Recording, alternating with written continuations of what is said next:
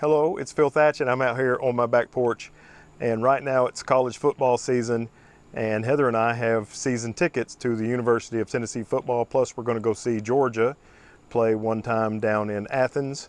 So that takes away a lot of our free time, but I still have this bug to try to do bird photography or some sort of photography every time I get a chance. And with that in mind, I had a free hour this evening after work. Not enough time to really go any place and do any little bit more serious photography, but I did come out here on the back porch, got the R7 and the 100 to 500, and hung around here on the back porch for about an hour as the light was getting dimmer and dimmer, and just made a few photos of what I could see from my back porch, which I imagine is probably the type of bird photography that a lot of you do. And it's a very enjoyable form of bird photography. I've really enjoyed it tonight, even though I haven't gotten any amazing specimens.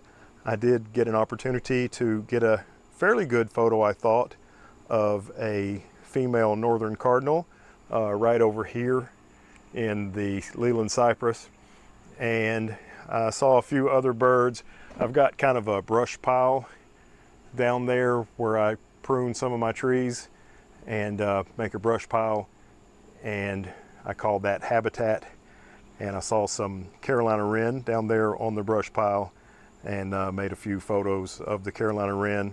And I also saw, what did I see? Oh, I saw a female house finch and got a shot of that. So without further ado, let's take a look at the photographs that I was able to make, just grabbing a quick hour or maybe only 45 minutes to try to practice some photography right here on the back porch, just like I'm sure a lot of you do.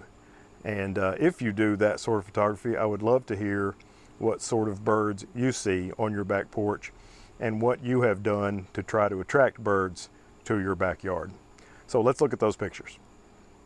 Here is the female northern cardinal. What a beautiful bird there on the Leland cypress in the backyard. I made this first shot at 1/250th of a second, and I noticed my ISO was at 1600, so I slowed down to 1/100th, and I continued to shoot and ended up getting a shot that looked almost exactly like the first one, but with a little less noise. And then she turned around, and I just love, even though she's not facing the camera, which is something I usually require, or at least perpendicular to the camera, I just love the way this shot turned out.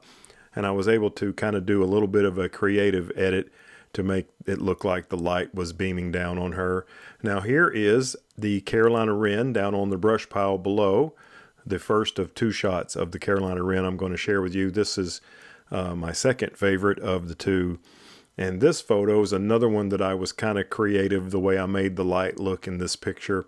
And I just love the light on the Carolina wren and the brush pile in the background, which is very cluttered but not distracting with its darkness, and the way it's just bokehfied enough to where you can still see it. And here is a boring bird with a boring background. Nothing to see here.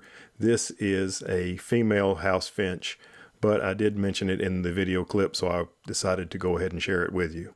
All right, thanks for joining me for this really quick video right here in the backyard. Just some Canon R7 bird photography.